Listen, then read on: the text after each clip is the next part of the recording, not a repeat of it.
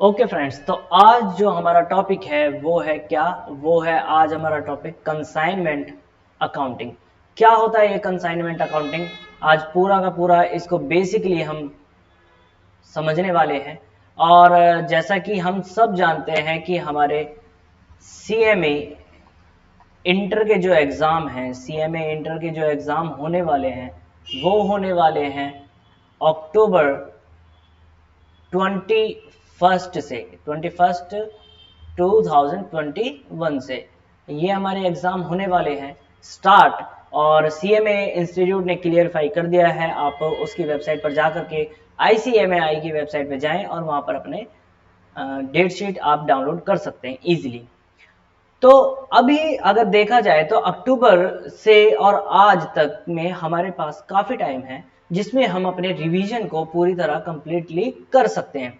तो मैं आप लोगों के लिए अकाउंट्स एंड कॉस्टिंग और बीच बीच में इनकम टैक्सेशन की भी कुछ रिवीजन क्लासेस प्रोवाइड कराता रहूंगा। और सबसे जरूरी बात यह कि जब हम इन रिवीजन्स क्लासेस को करेंगे तो रिवीजन्स के में तभी आपको फायदा मिलेगा जब आप खुद सेल्फ स्टडी कर रहे होंगे। तो रिवीजन क्लासेस जो होंगी वो एक क्विक रिवीजन क्लासेस होंगी और आपके जो स्टडी है उसको बूस्ट करेगी, आपके जो कंसेप्ट है उनको बूस्ट करेंगी। ठीक है, तो आपको भी उसमें बराबर मेहनत करनी पड़ेगी मेरे साथ। मैं विशाल सर अपने YouTube चैनल पर आपका बहुत बहुत स्वागत करता हूं। और अगर अभी तक आपने हमारे चैनल को सब्सक्राइब नहीं किया है तो हमारे चैनल को सब्सक्राइब कर लीजिए ताकि आने वाली लेटेस्ट वीडियोस आपको सबसे पहले मिल जाए। और हाँ, सब्सक्राइब बटन के साथ में आपको एक बेल आइकन भी दिख रहा होगा। Just press the bell icon also so that you can get the notification about the new videos. Okay, thank you so much. Let's get started. तो सबसे पहले आज हम पढ़ने वाले हैं क्या? हमने जैसे बात करी, आज हम पढ़ने वाले हैं कंसाइनमेंट अकाउंटिंग। अब ये कंसाइनमेंट अकाउंटिंग क्या होता है? कंसाइनमेंट अकाउंटिंग, कंसाइनमेंट का मतलब क्या होता है अकाउंटिंग में, आज बेसिकली हम इस पर बात करेंगे। तो देखिए कंसाइनमेंट अकाउंटिंग क्या होता है। सबसे पहले कंसाइनमेंट अकाउंटिंग के बारे में हम इंट्रोडक्शन पढ़ लेते हैं। कहता है कंसाइनमेंट एक तरीका होता है। क्या होता है? एक तरीका होता है। Sales activity of business can be organised in different ways. देखिए सबसे पहले क्या कहता है, ये जो है आपको साफ साफ दिखाई दे रहा होगा, ये जो मैं पढ़ा रहा हूँ इंस्टीट्यूट के मैट से पढ़ा रहा हूँ। इंस्टीट्यूट का जो स्टडी मटेरियल है सीएमए का, इंटर का, मैं उस स्टडी मटेरियल से आपको पढ़ा रहा हूँ। और ये ग्रुप 1 का अकाउंटिंग है, हम उसमें से कंसाइनमेंट अकाउंटिंग पढ़ रहे हैं। और अगर आपको मेरे नोट्स चाहिए तो आप मेरी एप्लीकेशन विशाल कॉमर्स एकेडमी, जो हमारा ऐप है प्ले स्टोर पर, आप वहां पर जा सकते हैं और मेरी एप्लीकेशन डाउनलोड कर सकते हैं। वहां पर आप अपने आप को रजिस्टर करें और जिससे कि आपको फ्री स्टडी मटेरियल मिल सके और फ्री कोर्सेज, फ्री क्लासेस भी आप वहां से ले सकते हैं। आगे बात करते हैं कि ये कंसाइनमेंट जो है एक सेल्स एक्टिविटी है। सबसे पहली बात आपको यहाँ पर समझनी होगी क्या, कि जो कंसाइनमेंट है, बेसिकली जो कंसाइनमेंट है ये रिलेटेड है सेल्स से। कंसाइनमेंट रिलेटेड किससे है? सेल्स से। सेल्स कई तरीकों से करी जा सकती है, तो उनमें से एक तरीका होता है कंसाइनमेंट। क्या होता है देखिए, मैं एक एग्जांपल लेता हूं। Let me take an example. अब एग्जांपल क्या है, ध्यान से सुनिएगा। एग्जांपल क्या है, ध्यान से सुनिएगा, बहुत ध्यान से सुनिएगा, आपको बहुत काम आएगा ये एग्जांपल। देखिए होता क्या है कि मान लीजिए यहां पर एक पर्सन है जिसका नाम है जेड। ये पर्सन है जेड, ठीक है जी। अब ये जो पर्सन है जेड, ये he wants to sell his goods in different states also. Right now he is working in a state. State का कोई भी हम एग्जांपल लेते हैं, जैसे फॉर एग्जांपल हम एग्जांपल ले लेते हैं इसका गुजरात। ये जो मिस्टर जेड है ये गुजरात में अभी वर्किंग है। गुजरात में इनकी कंपनी है जहां पर ये अपने प्रोडक्शन करते हैं, मैन्युफैक्चर करते हैं और गुड्स को सेल आउट करते हैं। लेकिन ये चाहते हैं कि इनका जो बिजनेस है वो ऑल ओवर इंडिया ग्रो करे, ऑल ओवर इंडिया ग्रो करे। तो क्या करना होगा इनको, इनको अपने सेल आउटलेट्स लगाने होंगे इन डिफरेंट स्टेट्स और कंट्री। उसमें क्या करना पड़ेगा हमें, अपने कंट्री में मिस्टर जेड को पूरे देश में अलग अलग जगह पर अपने आउटलेट्स लगाने होंगे। लेकिन इनके पास, मिस्टर जेड के पास इतनी, ना तो इनके पास इतने कोई पैसा है, ना ही इनके पास इतना कोई समय है जो ये इतना काम कर सकें। तो उस चीज को करने के लिए ये कुछ लोगों की मदद लेते हैं।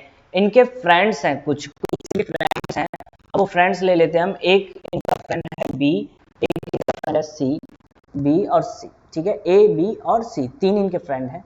ये जो मिस्टर ए है, ये रहते हैं कहाँ पर? ये रहते हैं मुंबई में। कहाँ रहते हैं? मुंबई में। ये जो बी है ये रहते हैं हैदराबाद में, ठीक है जी। और ये जो सी, मिस्टर सी है, ये रहते हैं राजस्थान में, ठीक है जी। इनका भी अपना अपना बिजनेस है, अलग अलग। ए का अपना अलग बिजनेस है, बी का अपना अलग बिजनेस है, सी का अपना अलग बिजनेस है, ठीक है जी। ये भी मैन्युफैक्चर करते हैं, गुड सेल करते हैं, या इनका कोई शोरूम है, वट एवर इट इज, ठीक है। अब मिस्टर जेड जो है वो कांटेक्ट करता है मिस्टर ए से कि भाई मुंबई में आप रहते हैं, मुंबई में आप काम करते हैं, तो आप एक काम कीजिए ना, मेरे यहाँ से मैं कुछ गुड्स आपको दे देता हूँ, मेरे यहाँ से मैं कुछ गुड्स आपको दे देता हूँ, वो गुड्स अपने पास रख लेना, और मुंबई के जितने भी क्लाइंट्स हों उस गुड्स के लिए आप उनको बेच देना मेरे बिहाफ पर। बात समझ में आई? हाँ जी सर, समझ में आ गई। तो यहां पर कुल मिलाकर के कंसाइनमेंट क्या है? कंसाइनमेंट एक सेल्स एक्टिविटी है जहां पर एक हेल्प करी जाती है अपने बिजनेस को ग्रो करने के लिए। तो क्या हो रहा है, मिस्टर ए जो है वो जेड की हेल्प क्यों करेगा? क्यों वो हेल्प करे? मिस्टर जेड खुद ही क्यों ना चला जाए? देखिए, मुंबई का कोई क्लाइंट है तो वो गुजरात थोड़ी जाएगा सामान खरीदने के लिए। बात समझ में आ रही है? अगर जाएगा भी तो बहुत टाइम लग जाएगा, उसको कॉस्टिंग उसकी ज्यादा आ जाएगी। जो मिस्टर ए के यहाँ से अगर खरीदता तो वो कम पड़ता, मिस्टर जेड के यहाँ से खरीद रहा तो वो ज़्यादा पड़ रहा है, ठीक है। तो मुंबई वाला जो क्लाइंट है वो मुंबई से ही खरीदना चाहेगा। अब जेड जो है उसका तो सामान सारा का सारा गुजरात में है, तो वो अपने दोस्त मिस्टर ए को बोलता है भाई मेरा सामान ना मुंबई में भी रख लो, और जो मुंबई के क्लाइंट्स आए ना तो उनको मेरा सामान आप डिलीवर कर दीजिए। क्लियर हो गया? हाँ जी। ऐसे ही मिस्टर जेड जो है, मिस्टर बी जो इनके फ्रेंड है जो कि हैदराबाद में रहते हैं, उससे भी कहता है कि भाई मेरा सामान है उसको आप ना प्लीज अपने यहाँ पर रख लीजिए, और जो भी हैदराबाद के जो जितने भी क्लाइंट्स होंगे ना, जितने भी कस्टमर होंगे, आप मेरा जो गुड्स होगा वो डिलीवर कर दीजिए, ठीक है। ऐसे ही ये मिस्टर सी से भी बोलता है कि भाई मिस्टर सी आप मेरे फ्रेंड हैं, आप राजस्थान में रहते हैं, राजस्थान के जितने भी कस्टमर होंगे आप उनको मेरा गुड्स डिलीवर कर दीजिए। अच्छा, ये मिस्टर ए बी सी क्या खुद प्रोडक्शन करके करेंगे इनको डिलीवर? नहीं, मिस्टर जेड इनको अपना गुड्स ट्रांसफर करेगा पहले। Mister Z A B C तीनों को गुड्स ट्रांसफर करेगा, और वो जो गुड्स ट्रांसफर करेगा उसी प्रोसेस को हम कंसाइनमेंट बोलते हैं। क्या बोलते हैं? कंसाइनमेंट। और जो गुड्स ट्रांसफर किया जाएगा, मिस्टर जेड उसको क्या अपनी सेल बोलेगा? मिस्टर जेड उसको तब तक सेल्स नहीं बोलेगा जब तक ए बी सी, या फिर जो भी वो सेल कर रहे हैं, ए करे या बी करे या सी करे, वो उस बात की इंफॉर्मेशन अल्टीमेट कस्टमर तक जब तक सामान ना पहुंचे, अल्टीमेट कस्टमर को ना बेच दें ए बी सी में से कोई भी, तब तक मिस्टर जेड अपनी सेल्स बुक नहीं कर सकता। यहां तक समझ में आ गया? हाँ जी सर, समझ में आ गया।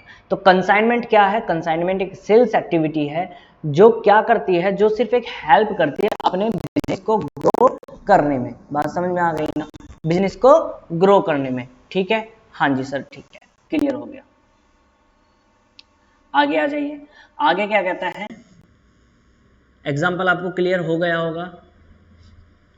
आगे सुनिए क्या कह रहा है। देखिए, मैन्युफैक्चरिंग कंपनी में क्या होता है कि वो अपने प्रोडक्ट को तो प्रोड्यूस कर लेते हैं, बहुत अच्छे से प्रोड्यूस कर लेते हैं, लेकिन वो उसको सेल करने में बहुत ज़्यादा समय नहीं दे पाते, डिस्ट्रीब्यूट करने में ज़्यादा समय नहीं दे पाते, उनको प्रॉब्लम्स होती हैं। तो वो कुछ ना अपने सेल्समैन या फिर अपने एजेंट्स एक्वायर कर लेते हैं, अपॉइंट कर लेते हैं कि भाई हमारी सेल्स के लिए, जो हमारी सेल को हैंडल करेंगे वो हमारे ये सेल्समैन या फिर एजेंट्स करेंगे। अब वो एजेंट या सेल्समैन ऐसा तो नहीं है कि बार बार वो उसके गोडाउन में भागे, उस मैन्युफैक्चरर के गोडाउन में भागे, या मैन्युफैक्चरर से ही बोलता रहे कि भाई मुझे गुड्स दे दो, मुझे गुड्स दे दो। नहीं, मैन्युफैक्चरर क्या करेगा, जैसे मिस्टर जेड का हमने एग्जांपल लिया, मैन्युफैक्चरर अपने एजेंट्स या सेल्समैन को बल्क में अपना जो प्रोडक्ट है वो भेज देगा।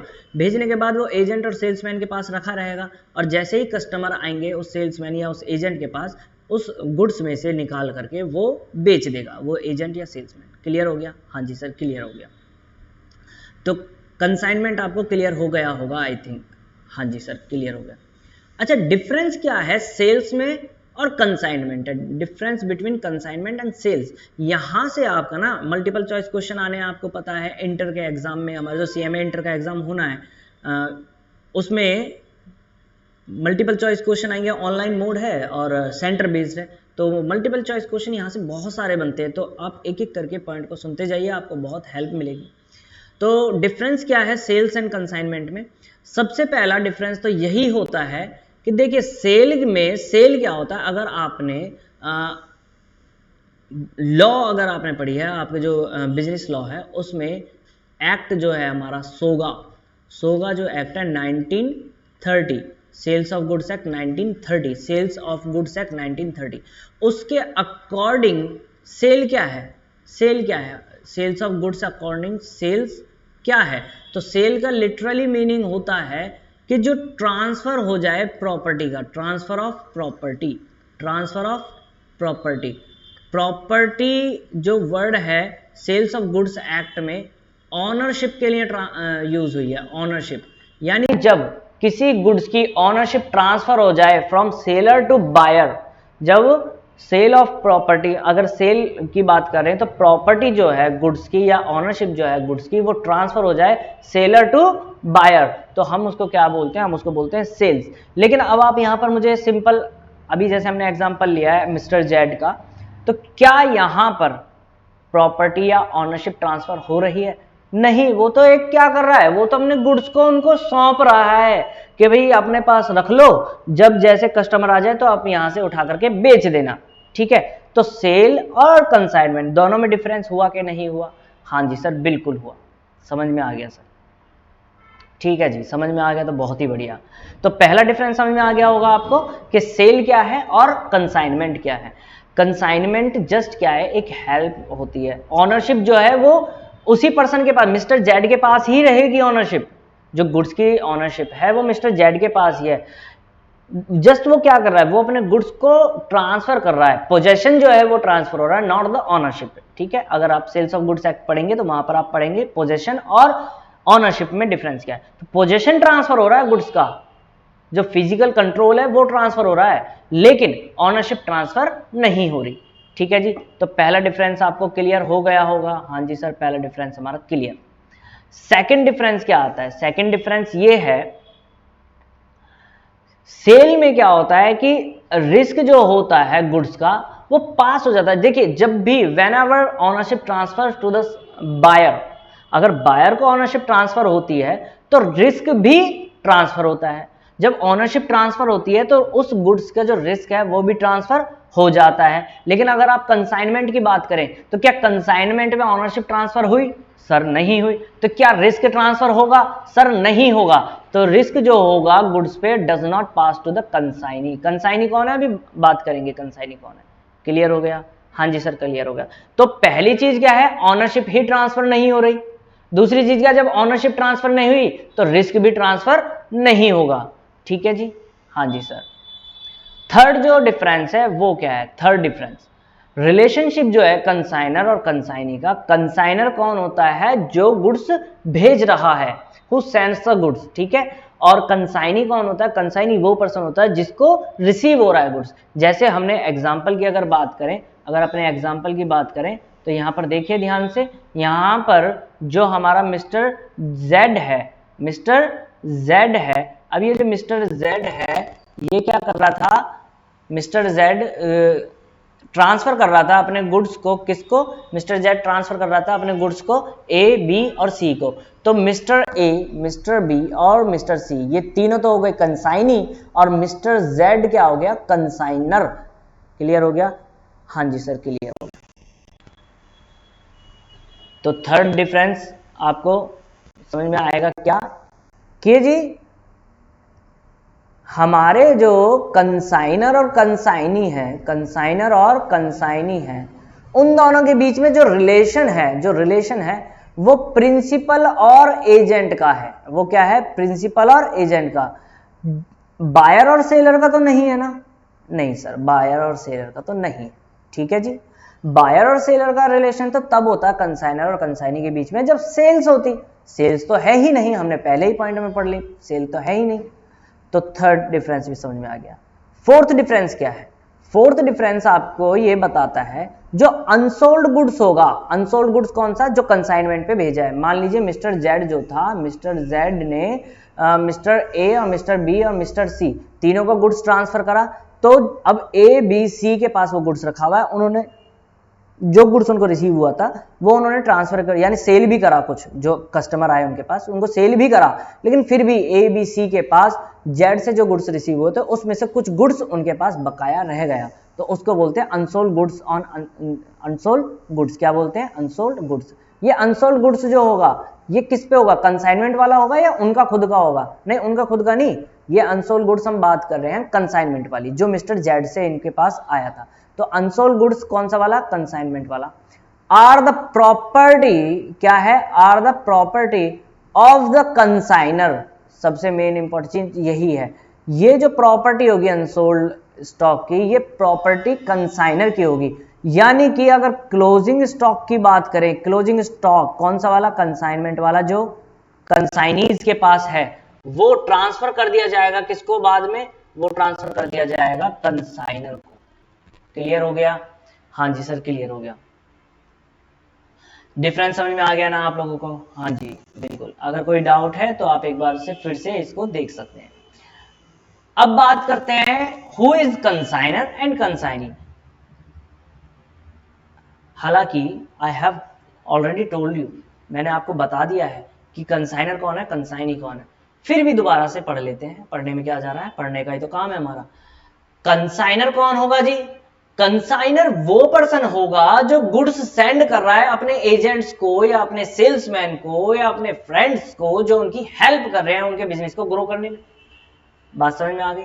हाँ जी सर। तो ये कौन सा पर्सन होगा? वो पर्सन होगा जो गुड्स सेंड करा, हु सेंड्स द गुड्स, जो गुड्स को सेंड करेगा, जो भेजेगा गुड्स को, उसको हम कंसाइनर बोलेंगे। जैसे हमारे केस में अभी हमने एग्जांपल जो दिया था उसमें कंसाइनर था mister Z, mister Z. Okay, who is the consignee? Consignee कौन होगा? कंसाइनी वो होगा जिसको गुड्स रिसीव हो रहे हैं कंसाइनर से।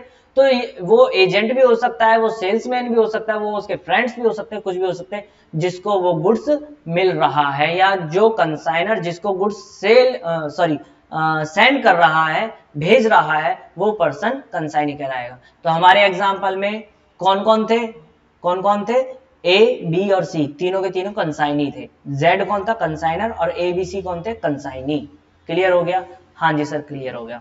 देखिए क्या होता है कि अब जो कंसाइनी है उसकी रिस्पॉन्सिबिलिटी है कि वो सेल करे, सामान जो उसके पास आया है कंसाइनर से वो उसको सेल करे।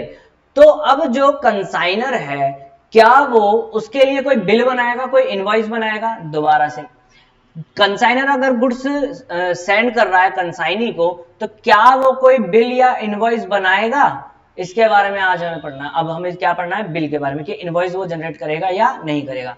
पहली बात, इनवॉइस वो जनरेट नहीं करता, लेकिन फिर भी एक प्रूफ के तौर पर कुछ तो डॉक्यूमेंट वो बनाएगा ना कंसाइनर। तो कंसाइनर जो प्रूफ के लिए बनाएगा डॉक्यूमेंट, उसको बोलते हैं परफॉर्मा इनवॉइस। क्या बोलते हैं?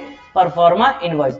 ये परफॉर्मा इनवॉइस जो होगा, कंसाइनर देगा किसको? कंसाइनी को। कंसाइनर देगा किसको? कंसाइनर देगा किसको? कंसाइनी को। क्लियर हो गया? हाँ जी सर, क्लियर हो गया। अच्छा, इसमें क्या क्या चीजें होंगी? इसमें सर आप कंसाइनी क्वांटिटी के बारे में बता सकता है, वेराइटीज के बारे में बता सकता है। कंसाइनर जो है कंसाइनी को क्वांटिटी के बारे में बताएगा, वेराइटीज के बारे में बताएगा, गुड्स का प्राइस क्या है ये बताएगा, और या फिर कोई एक्सपेंसेस अगर इनकर्ड हुए हैं गुड्स को भेजने में तो वो भी बता सकता है।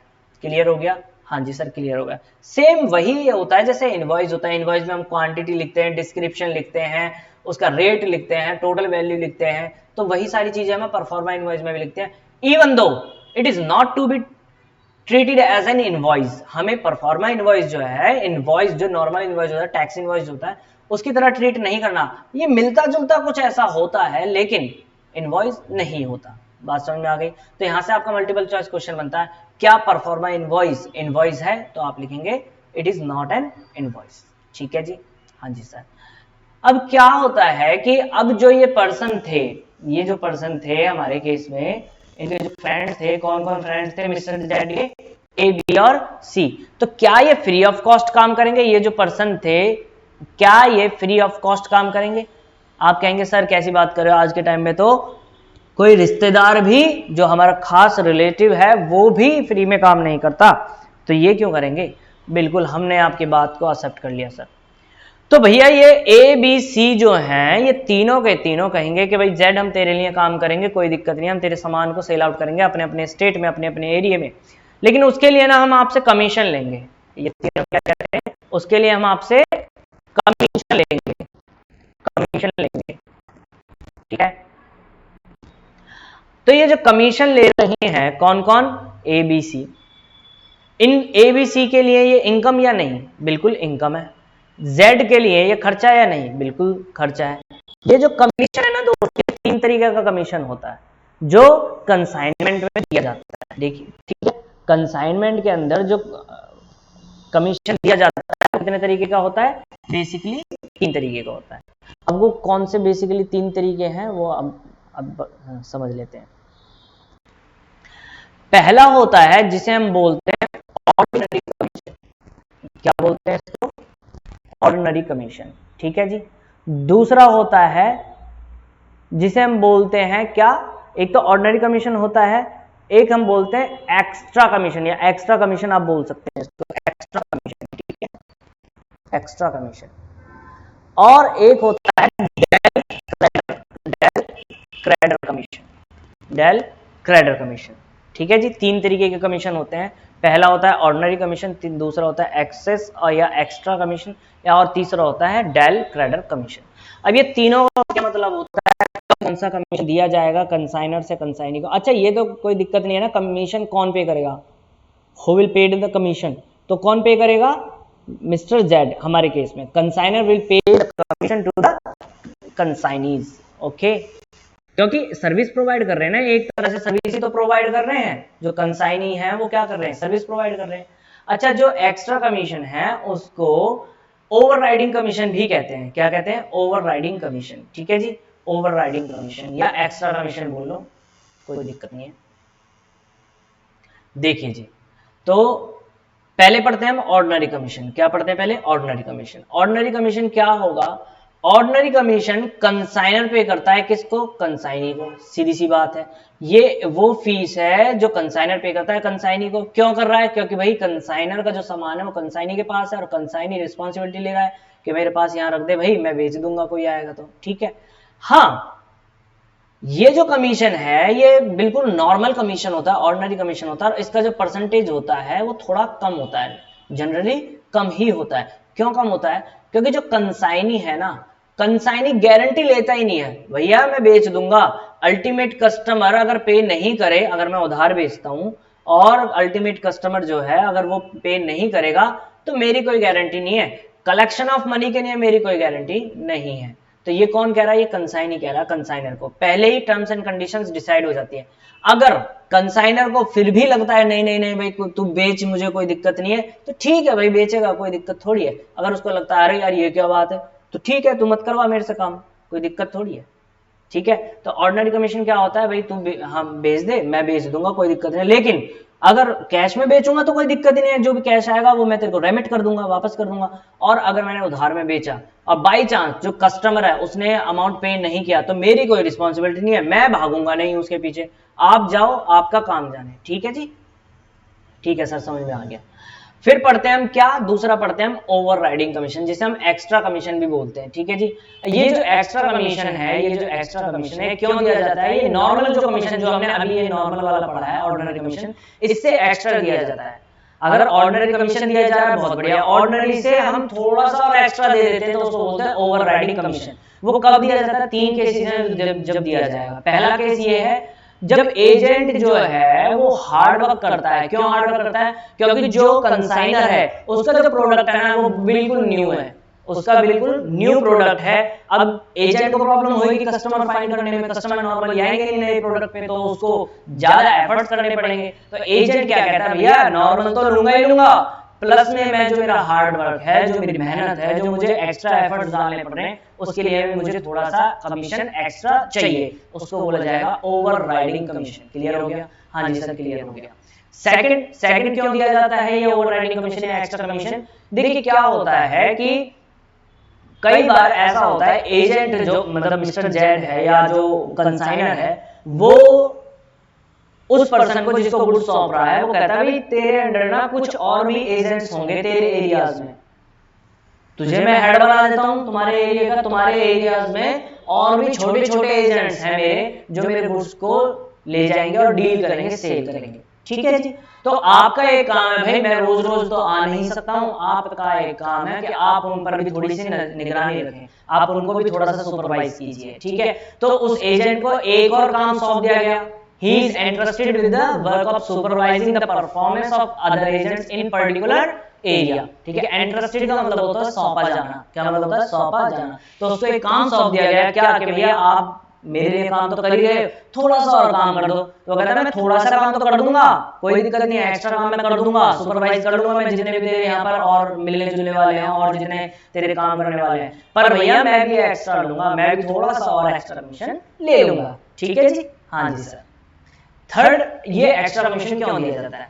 कंसाइनर कहता है कि भैया मैंने फिक्स कर दिया है प्राइस 100 रुपए 100 रुपए 100 रुपए, तो 100 रुपए में नहीं मत बेच दियो, 100 रुपए से ज्यादा में बेचियो, 100 रुपए से ज्यादा में बेच दियो। तो कह रहा है, वो कह रहा है कि एजेंट को हमने बोल दिया कि भैया तू सेल जो करेगा ना price higher than the price fixed by the consignor, consignor ने जो प्राइस फिक्स करे उससे एक्स्ट्रा में ही बेचियो। अगर तू एक्स्ट्रा में बेचता हायर प्राइस पे तो हम आपको एक्स्ट्रा कमीशन दे देंगे। बात समझ में आई? हाँ जी समझ में आ गई सर। तो ये तीनों पॉइंट क्लियर हो गए होंगे कि ओवरराइडिंग कमीशन या एक्स्ट्रा कमीशन क्यों दिया जाता है। नॉर्मल कमीशन हम पढ़ ही चुके हैं, ऑर्डिनरी कमीशन। अब आता है थर्ड, जो है थर्ड वो होता है डेल क्रेडर कमीशन। क्या है? Del credere commission. अब ये डेल क्रेडर कमीशन क्या होता है? देखिए हमने पढ़ा क्या नॉर्मल कमीशन कब दिया जाएगा कि भैया उसकी कोई गारंटी नहीं है कि अमाउंट आए कस्टमर से ना भी आए। कैश में बेचा है तो बहुत ही बढ़िया, अगर हमने उधार में बेचा है तो भैया हमारी कोई गारंटी नहीं है कस्टमर पे करे या ना करे। तो उस केस में एक दिक्कत ये आती है कंसाइनर को कि उसको रिस्क बना रहता है, अरे यार कहीं ऐसा ना डूब जाए। तो वो कहता है कि भैया जो कंसाइनी तू एक काम कर, मेरे से थोड़ा सा और कमीशन ले ले, पर ये रिस्क भी तू उठा ले। जिसको तू सेल करेगा रिस्पॉन्सिबिलिटी तेरी ही होगी कि भैया तू जा और उससे अमाउंट कलेक्ट करके ला, मेरी कोई रिस्पॉन्सिबिलिटी नहीं होगी। तो कहता है वो जो कंसाइनी है वो कहता है ठीक है भैया कोई दिक्कत नहीं है, हम ऐसा कर लेंगे, लेकिन उसके लिए हमें भी थोड़ी सी एक्स्ट्रा फीस चाहिए ना। तो उसी को बोला जाता है डेल क्रेडर कमीशन। तो ये एडिशनल कमीशन दिया जाता है किसको? कंसाइनी को। कौन पे करेगा? कंसाइनर पे करेगा। क्यों?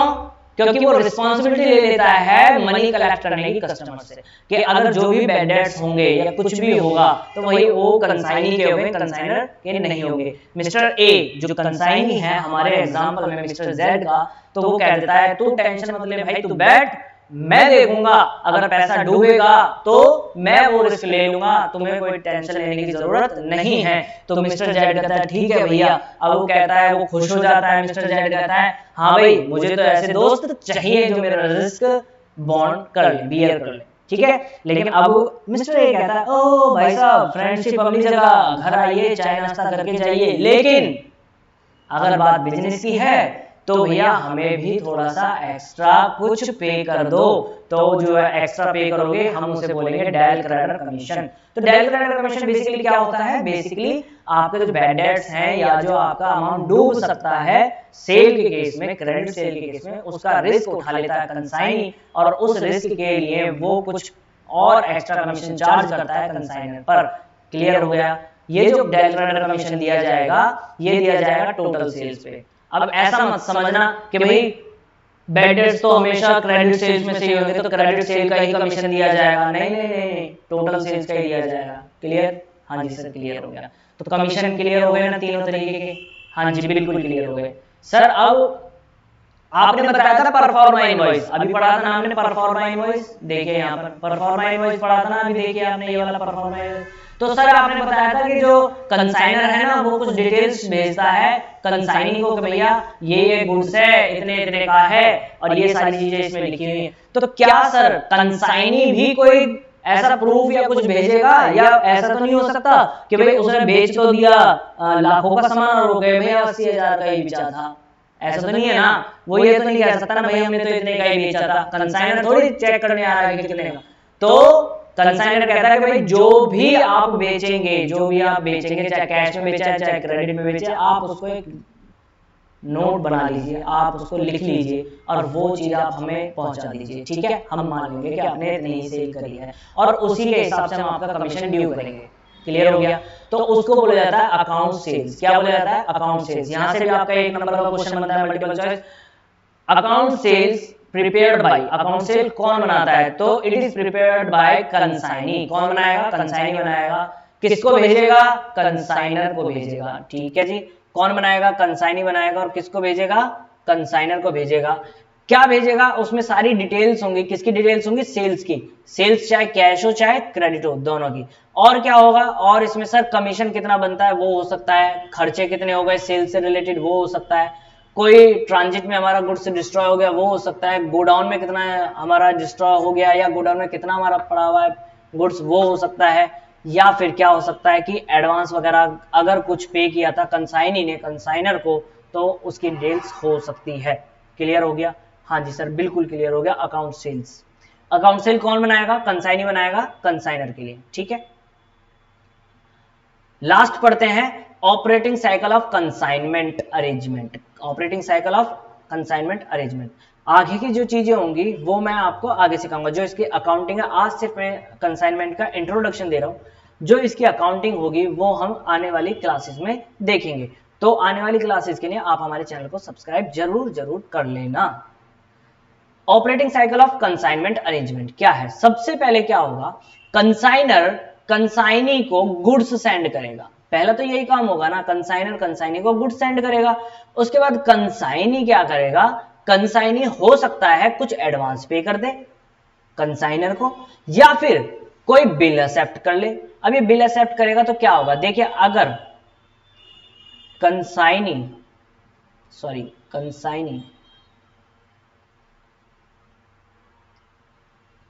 अगर कंसाइनी क्या करता है, बिल एक्सेप्ट कर लेता है, कंसाइनी बिल एक्सेप्ट कर लेता है, इसने एक बिल एक्सेप्ट कर लिया, बिल ऑफ एक्सचेंज जिसे बोलते हैं, बिल ऑफ एक्सचेंज। तो कंसाइनी के लिए उसे हम बोलेंगे बिल्स पेएबल, और कंसाइनर के लिए हम क्या बोलेंगे? कंसाइनर के लिए बोलेंगे हम उसे बिल्स रिसीवेबल, ठीक है जी। और इन्हीं पे डिपेंड करती है हमारी जनरल एंट्रीज भी करनी पड़ेंगी हमें कुछ, ठीक है जी। तो कंसाइनी अगर बिल एक्सेप्ट करता है तो कंसाइनी के लिए वो चीज बन जाएगी बिल्स पेएबल, और कंसाइनर के लिए बन जाएगी बिल रिसीवेबल। ओके, तो वो भी दे सकता है, कंसाइनी एक्सेप्ट कर सकता है ना बिल, कोई दिक्कत नहीं कि भाई मैं 3 महीने बाद पेमेंट कर दूंगा, कोई दिक्कत थोड़ी है।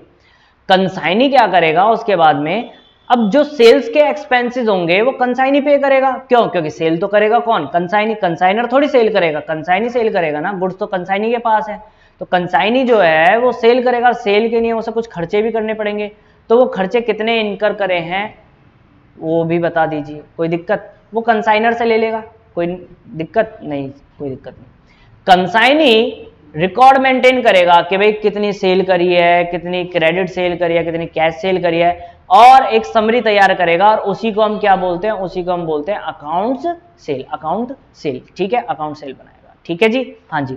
लास्ट में कंसाइनर कमीशन पे करेगा कंसाइनी को, ये तो हमें पता है। कमीशन जो दिया जाता है वो किसको दिया जाता है? कमीशन किसको दिया जाता है? कमीशन दिया जाता है कंसाइनी को। कौन पे करता है? कंसाइनर, ठीक है। अब वो या तो नॉर्मल कमीशन होगा जिसे हम ऑर्डिनरी कमीशन बोलते हैं, या फिर डेल क्रेडिट कमीशन होगा, या फिर और भी हो सकता है जो हम एक्सेस बोलते हैं, जिसे ओवरराइडिंग कमीशन जिसे बोलते हैं, वो भी हो सकता है। क्लियर? हाँ जी। अगर यहां तक वीडियो आपको समझ में आ गई है तो प्लीज लाइक कर दीजिए और आने वाली वीडियोस को देखते रहें। Thank you so much.